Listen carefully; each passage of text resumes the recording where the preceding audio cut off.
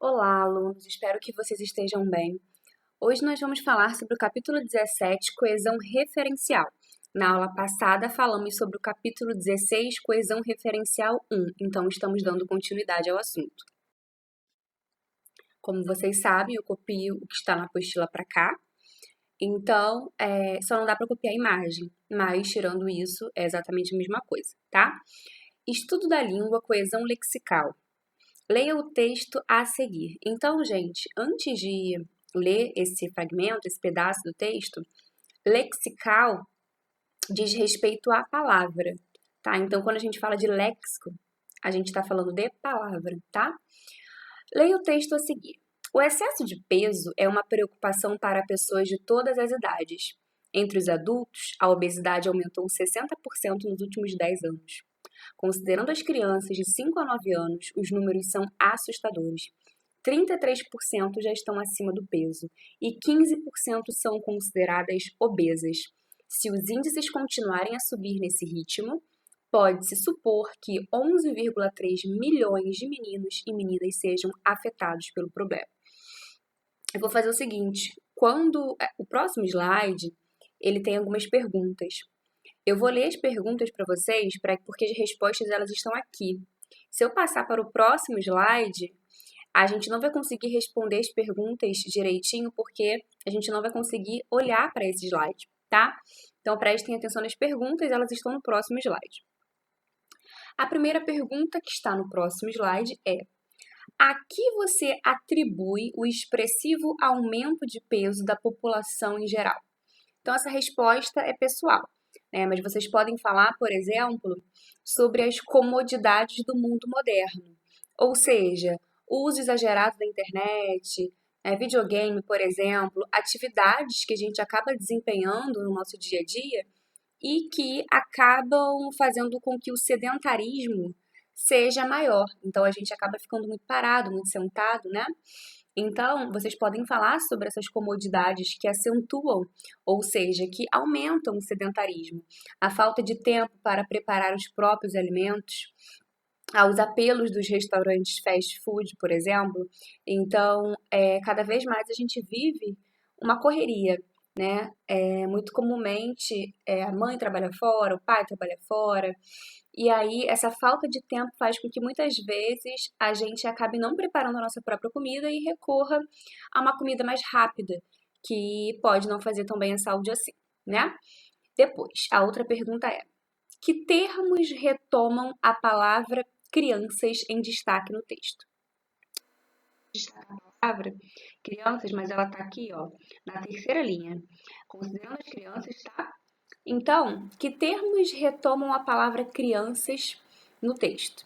Temos aqui, considerando as crianças de 5 a 9 anos, os números são assustadores. 33% já estão acima do peso, 15% são consideradas obesas. Se os índices continuarem a subir nesse ritmo, pode supor que 11,3 milhões de meninos e meninas sejam afetados pelo problema. Então, meninos e meninas, né, essas duas palavrinhas aqui estão fazendo referência à palavra criança, ok? Outra pergunta. Ao indicar os índices percentuais, ou seja, 33%, né, e 15%, um termo foi omitido. Ou seja, um termo não apareceu, ele foi omitido propositalmente. Que termo foi esse?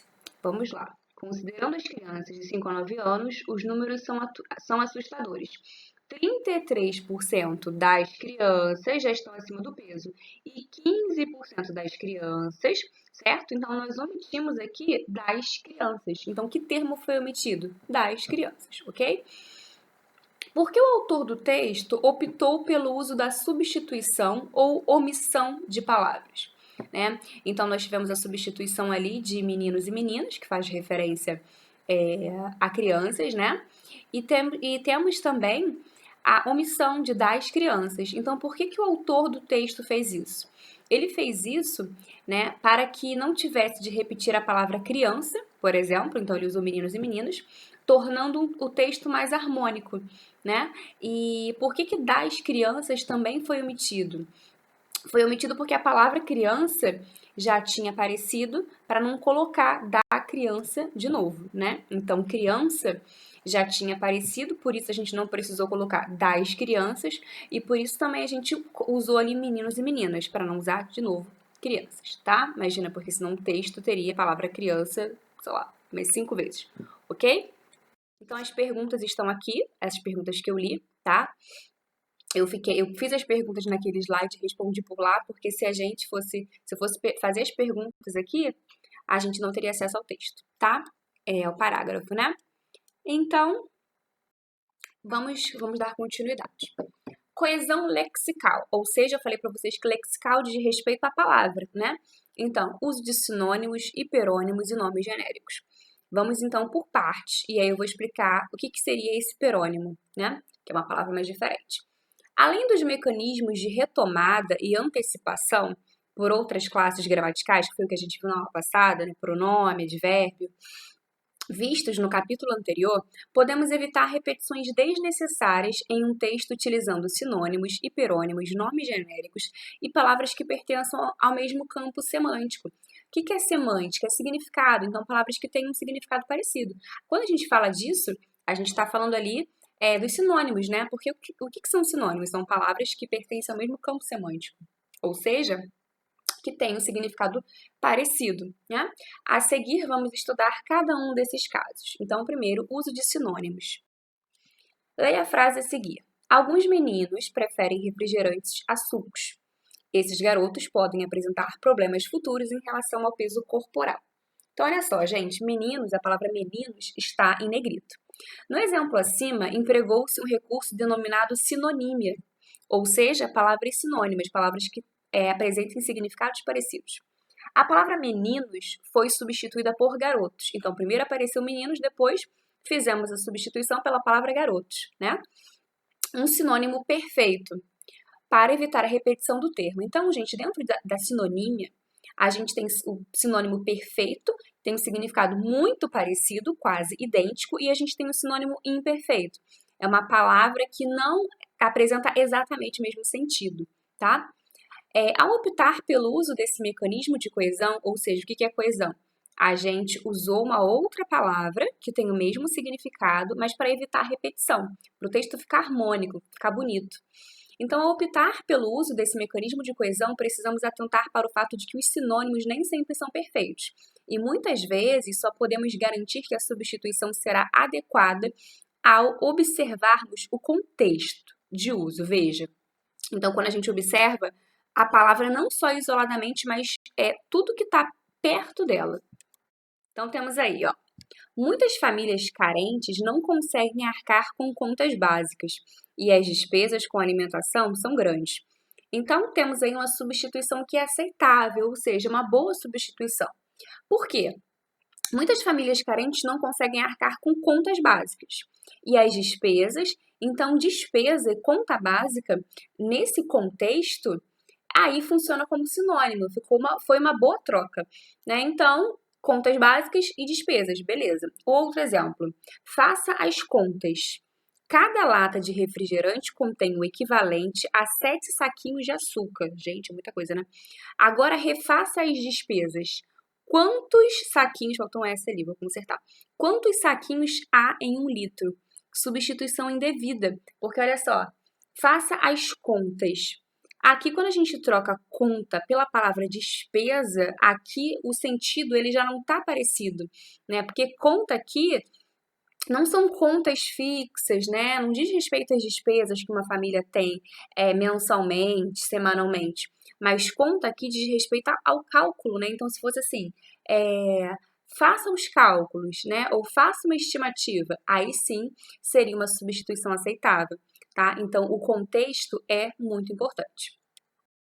Agora, hiperônimos. Vamos lá saber o que é hiperônimo. Então, hiperônimo, gente, é o uso geral. Como assim? Vamos ler o conceito, vamos aqui ao exemplo. Damos o nome de hiperônimos, hiper, né, grande, geral. Damos o nome de hiperônimos a palavras de sentido geral, abrangente. Assim, sul-americano pode se referir a qualquer povo nativo da América do Sul. brasileiros, argentinos, peruanos, chilenos, etc. Observe este exemplo.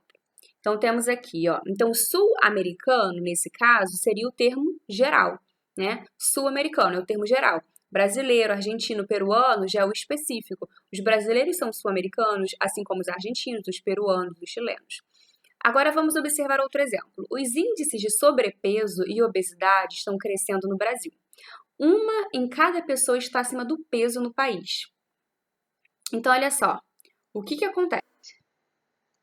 Nesse caso, nós temos a palavra Brasil, que é uma palavra específica, é um país dentre vários.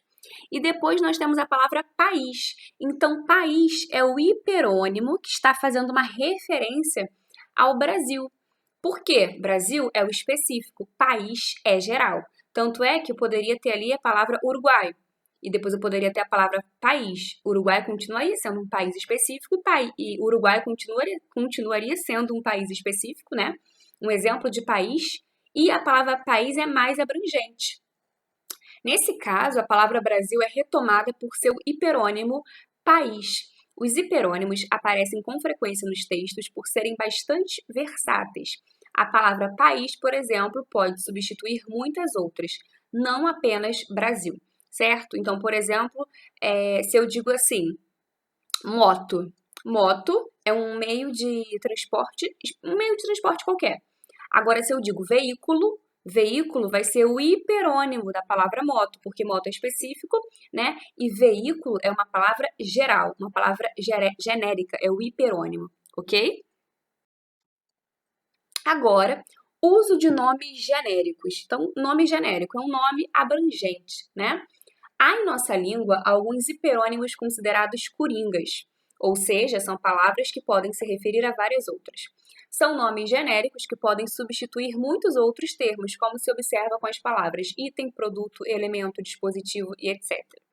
Assim como ocorre com o uso de sinônimos, o emprego de nomes genéricos requer atenção, para que não resultem em substituições inadequadas que comprometam a precisão do texto. Assim, deve-se evitar o uso frequente de palavras como coisa, gente, pessoa, negócio e etc. A palavra coisa, principalmente, ela é muito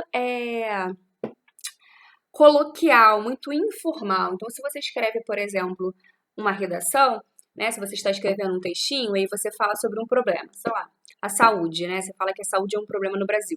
Aí você diz essa coisa, e aí está usando a palavra coisa para se referir ao que você tinha falado, ao fato de que a saúde é um problema, é informal, né? Você poderia dizer esse problema, essa situação, essa questão, né? Essa questão recorrente. O que é recorrente? É uma coisa que acontece há algum tempo, né? Não é uma novidade. Aí temos aí um exemplo, olha. Eu tento, mas não consigo entender esse negócio. Esse cálculo de IMC, Índice de Massa Corporal, sempre me confunde. Então, temos a palavra negócio, né? E temos a palavra cálculo. Só que negócio é uma palavra muito informal, gente. Qual é o nome desse negócio aqui? Então, olha só, eu tento, mas não consigo entender esse negócio. Esse cálculo de IMC sempre me confunde.